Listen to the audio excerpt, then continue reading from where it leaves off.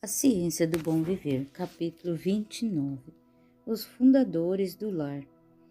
Aquele que concedeu Eva para ser a companheira de Adão, realizou seu primeiro milagre numa festa de casamento.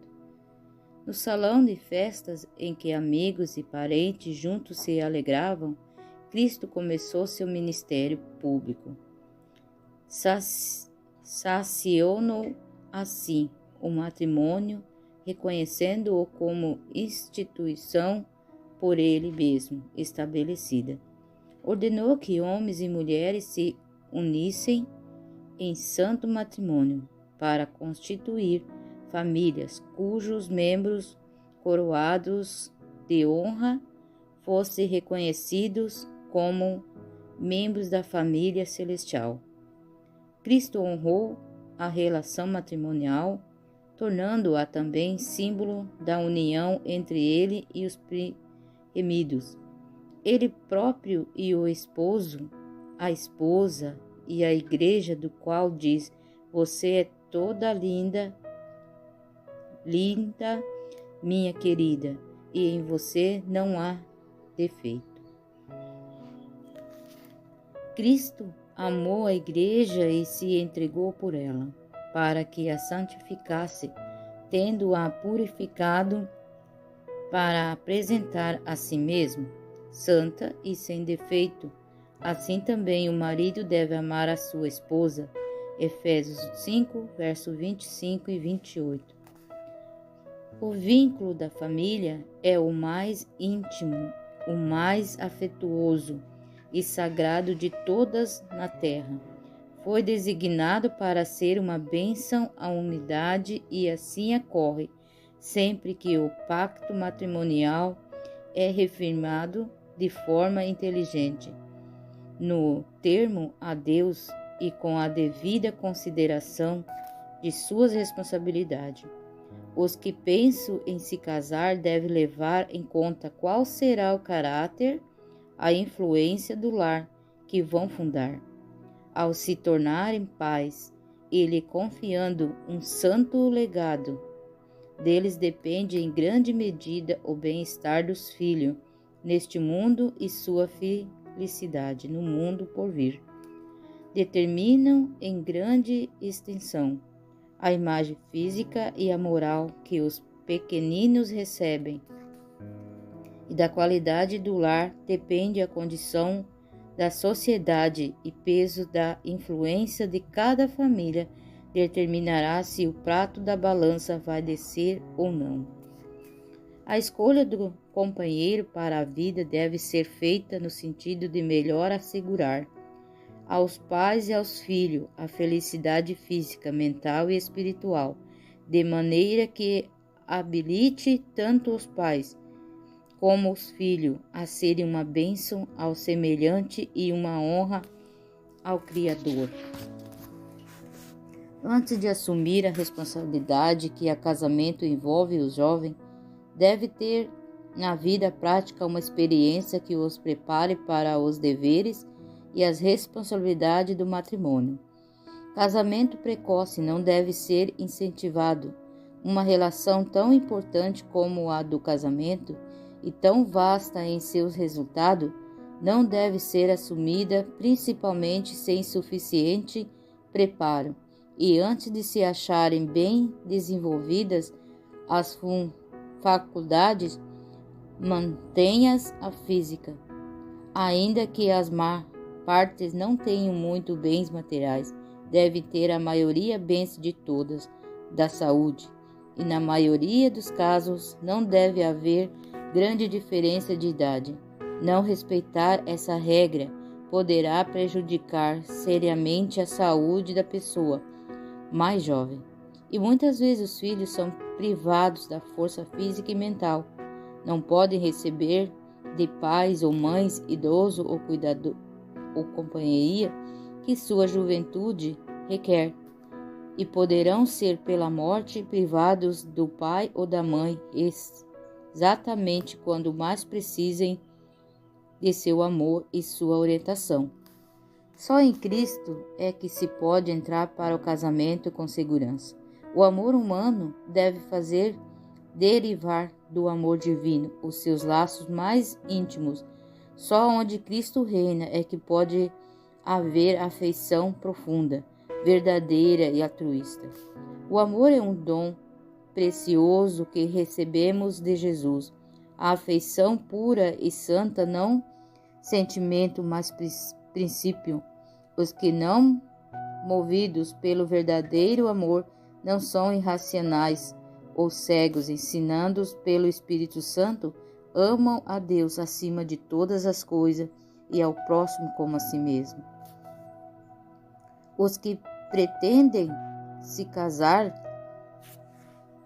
devem avaliar o modo de pensar e observar o caráter daquele com quem deseja unir sua vida. Cada passo em direção ao casamento deve ser caracterizado pela modéstia, simplicidade, sinceridade e pelo firme propósito de agradar e honrar a Deus. O casamento afeta a vida futura, tanto neste mundo quanto no porvir. Um cristão sincero não fará planos que Deus não possa aprovar. Se você foi abençoado com pais tementes a Deus, peça os conselhos dele, exponha a ele sua esperança e planos, aprenda as lições de sua experiência de vida e será poupado de muita dor. Acima de tudo, faça de Cristo o seu conselheiro, estude sua palavra com o coração e com oração. Sobre essa orientação, que a jovem aceite como companheiro de vida unicamente aquele que tenha traços de caráter puro e nobres, que seja esforçado, honesto, ousado em suas aspirações, que ame e respeite a Deus, que o jovem procure para ficar ao seu lado aquela que esteja habilitada a assumir sua parte nas responsabilidades da vida, cuja influência enobreça e o primore e que o faça feliz com seu amor. A esposa sensata vem do Senhor, Provérbios 19, verso 14. O coração do seu marido confia nela, ela lhe faz bem e não mal, todos os dias de sua vida. Fala com sabedoria e instrução da bondade está na sua língua. Cuida do bom andamento da sua casa e não come o pão da preguiça. Seus filhos se levantam e a chamam de bem-aventurada. Seu marido a louva, dizendo: muitas mulheres são virtuosas no que fazem, mas você supera todas elas. Provérbios 31, 11 e 12, 26 e 29. O que consegue tal esposa acha o bem, recebeu uma bênção do Senhor. Provérbios 18, verso 22. Por mais que se tenha entrado na forma cuidadosa e sábia no casamento, poucos casais se encontram completamente unidos quando a cerimônia matrimonial acontece. A real união dos dois em matrimônio é a obra dos anos subsequentes, quando os recém-casados começam a enfrentar a vida com sua carga de perplexidade, preocupações, desaparece o romance com a qual tantas vezes a imaginação reveste o casamento. Marido e mulher ficam conhecendo o caráter um do outro, como não lhe era possível conhecê-lo na fase anterior. E esse é o período realmente crítico de sua vida. A felicidade e utilidade de toda a sua vida futura depende de seguirem agora o devido procedimento. Muitas vezes descobrem no outro fraquezas, defeitos antes imperceptíveis, mas os corações que o amor uniu descobrirão também excelência até então desconhecidas, que todos procuram descobrir as virtudes e não os defeitos. Muitas vezes é a nossa própria atitude, a atmosfera que nos rodeia que determina aquilo que o outro nos revela. Existem muitos que consideram a expressão do amor como uma fraqueza, mantendo assim uma reserva que repele os outros. Esse espírito detém a corrente da afinidade, uma vez que os generosos impulsos sociais são reprimidos. Eles ficam atrofiados e o coração torna-se desolado e frio. Devemos nos precaver contra esse erro. O amor não subsiste por muito tempo sem se expressar. Não permita que o coração daquela pessoa que está ligada a você pereça à míngua de bondade e simpatia. Embora possa surgir dificuldade, perplexidade, desânimo, nem o marido nem a esposa devem alimentar o pensamento de que sua união é um erro ou uma decepção. Resolva cada qual ser para o outro tudo o que é possível. Que as primeiras atenções continuem de todos os modos, animem um ao outro nas lutas da vida. Cada um deve procurar promover a felicidade do outro. Que haja amor mútuo e mútua paciência. Então o casamento, em vez de ser o fim do amor, será como que o seu princípio. O calor da verdadeira amizade e o amor que liga coração a coração e uma antecipação das alegrias do céu. Há um círculo sagrado em torno de cada família que deve ser preservado. Ninguém tem direito de entrar nesse círculo. Nem o marido nem a esposa devem permitir que outras pessoas partilhem da confidência que somente eles pertencem. De cada um amor, em vez de exigi-lo, cultive aquilo que tem em si de mais nobre, esteja pronta a reconhecer as boas qualidades do outro. E um fascinante estímulo e satisfação alguém saber que é estimado. A simpatia e o respeito nos animam a buscar a excelência e o próprio amor cresce à medida que nos estimula a cultivar propósitos mais nobres. Nem o marido nem a esposa devem imergir sua atividade na do outro. Cada qual tem uma relação pessoal para com Deus. E a ele cada um deve perguntar o que é correto, o que não é correto, e como posso cumprir melhor o propósito de minha vida. Que a abundância do afeto e de vocês flua para aqueles que deu a vida para salvá-lo.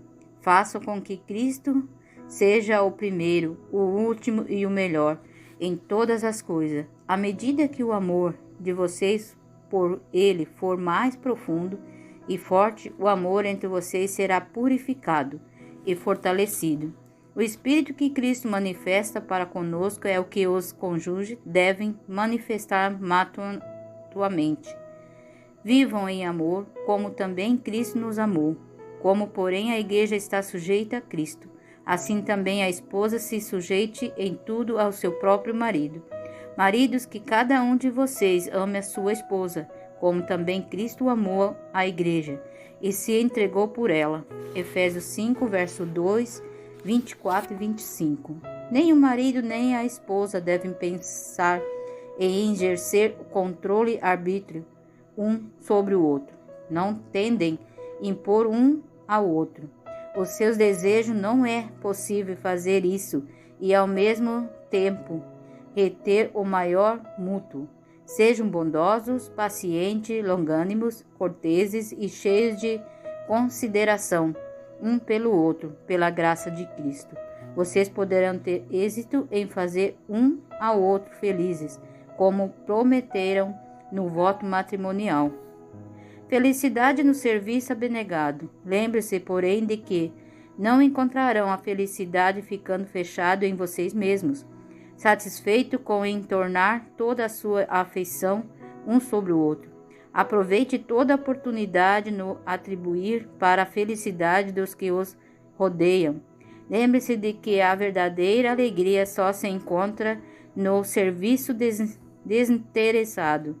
A longanimidade e a abnegação assinalam as palavras e o ato de todos quantos vivem vida nova em Cristo. a procurarem viver sua vida lutando por vencer o próprio eu e o egoísmo e ajudar os outros em suas necessidades, assarão uma vitória após outra. Assim a influência de vocês abençoará o mundo. Homens e mulheres podem atingir o ideal de Deus em seu respeito se tornarem a Cristo como seu ajudador. O que sabedoria humana não pode fazer, sua graça realizará pelos que ele entregarem em amorosa confiança.